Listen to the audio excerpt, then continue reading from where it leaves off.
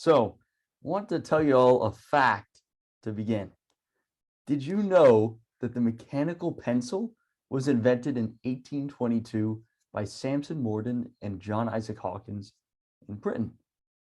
But did you also know that it is estimated that 10% of students forget to bring a pencil to their AP test? 10%. So that sounds like you. Maybe you want to learn how to quickly make your own pencil on the spot, right? Wouldn't that be pretty cool? But first, if you want to make your own pencil on the spot, it's not as easy as you think, then you need to take the right courses to prepare you for college and a career in the engineering field.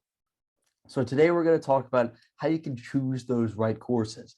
And the best course of action would be to choose AP classes that optimize your schedule specifically for an engineering track. We want to make it so that your biggest worry on AP test day will only be remembering to bring your pencil. So the thing about APs is that they're standardized. They're standardized throughout the entire nation. And I'm pretty sure that you can take AP classes in other countries outside the US as well.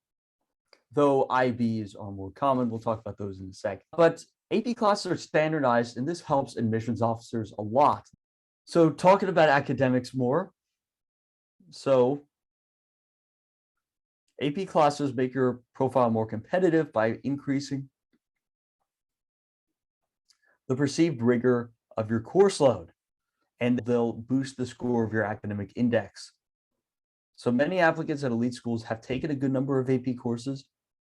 And the thing to note is that colleges will also know that what AP courses were offered by your high school and which ones weren't.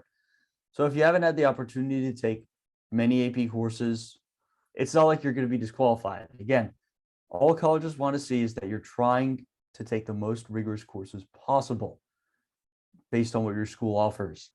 Also, it's important to note that AP courses are not equivalent to standardized tests like the SAT and ACT. Rather, they help admissions officers put your transcript and grades into perspective. You can think of SAT and ACT tests as kind of a standardized, almost like learning ability test, whereas AP tests are like a standardized test in a specific subject, like English, math, etc. But now, of course, we want to think about your schedule when it comes to building a course load. So consider everything you'll have to do, from your activities, family commitments, work, volunteering, obligations, and sometimes take a breather or two. So again, you'll actually end up doing better in terms of your grades if you don't completely burn yourself out. And you also want to think about the requirements for your APs. Some APs require prerequisite courses or skills, though this does vary by high school. Some high schools have these requirements just so that students will come in already prepared. They want their students to get high AP exam marks. This benefits teachers especially because teacher performance is judged on AP exam scores. So a lot of times teachers kind of have more writing on your AP exam score than you do yourself. So ideally, though, it's best for everyone, you and teachers and the school, if you're doing well on AP exams. So that's why they're prereqs.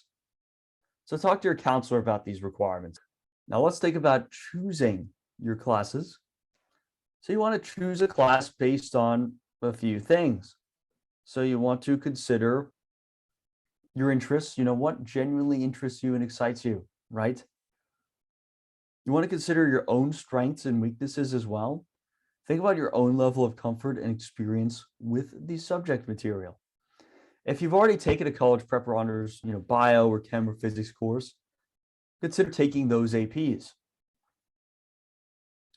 So your level of interest is also going to determine how well you do and how hard you try. If you're genuinely interested in a subject, you're going to do better at it. Also, check the AP policies at your prospective schools. Some schools give credit for AP exam scores of 3 or above. Others will need a 4 or 5. It really depends on the school. AP exam scores can be used to waive core requirements, and they can be used to place you in certain classes too. The more selective a college is, the more picky they're going to be about AP credit.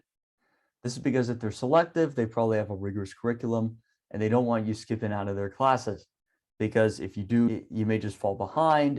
Or maybe they don't even consider APs to be as rigorous as their courses. Really depends. You also want to think about your educator experience. So think about a teacher's reputation at your high school and figure out if their teaching style aligns with how you learn. Ask previous students about the class, meet with the teacher themselves. Just really think about it.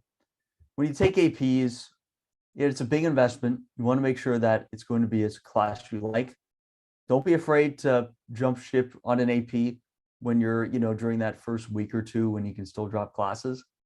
You don't want to get locked into an AP you're going to find difficult, because it can be a lot of work, especially for these STEM subjects. And you can mitigate the difficulty of APs through online resources as well as tutoring. And so with all those things in mind when it comes to choosing a class, now we can think about how you can build your course load. So you should think about your goals here. So you want to think about your future major and what courses would demonstrate preparedness in that. So keep in mind that you're also deciding which subject you want any potential course credits to apply to. So if you're committed to electrical engineering, you'd want to make sure to maybe take AP Physics C, which relates to electrical engineering and magnetism. That way you can get some useful credits for your major out of the way, potentially, depending on the college, of course. You want to think about your course load as a whole. You want to cover your interest in signal proficiency in your chosen major. But you also want to show yourself as interesting and multidimensional, three-dimensional, really. If you're applying for, a STEM major, it'd be good to have some humanities courses in there as well to show that you have multiple interests and you're well-rounded. So again, you want to be well-rounded with that spike. Have at least 25% of your classes be humanities. And also, let's talk about your school. So obviously, you're limited to what classes you can take by your school. So you want to see what classes your school offers. And you also want to keep in mind that colleges are only expecting really one thing. They're expecting that you take the most rigorous classes available to you. The keyword is available to you. Key 3 words. And the reason for that is because colleges know that there are a lot of barriers to, taking courses outside of school, right? And oftentimes, where the school you're going to really shapes a lot of your education. And there's only so much you can do about that. As a high school student, school choices are often limited, right? And whatever classes schools can offer is often limited by a whole host of factors, from government funding to, maybe it's like a private school and it's just starting out. There are a lot of different factors that are not your doing that can restrict the courses you can take. So colleges just want you to try your best to take the most rigorous course load available. Now, if the most rigorous courses you can take are honors classes, so you have a choice between standard and honors and that's it, they just want to see you do all honors classes and maybe dual enroll if you can. But there's not too much pressure to dual enroll. The main thing is just at least take all honors in that situation. But if your school offers all APs, then they're going to expect you to take as many APs as you can. So I believe there was a question a while ago about how many APs you should take. I'm going to pull that up here. Is 3 APs a good amount was the question. So it all depends on what your school offers. I would say that if your school offers a lot of APs, basically unlimited, they're offering pretty much all the AP classes there are, then I'd say you want to really shoot for 4 to 5 AP classes per year. Does sound like a lot, but if you have free reign to do that, that's the type of load that is going to help you be more competitive. With that said, though, it doesn't all have to be in STEM. So yeah, 4 to 5 classes, junior and senior year can look good. Freshman and sophomore year, you don't have to do that. You usually can't do that. Freshman year, often you can only take AP Human Geo. Sophomore year, if you can take 2 to 3 AP classes, even 1 to 3 AP classes, it still looks good. It's just mainly junior and senior year. You want to try to go all out and take 4 to 5 AP classes in an AP heavy environment. Of course, if your school doesn't have all these APs, really don't worry about it.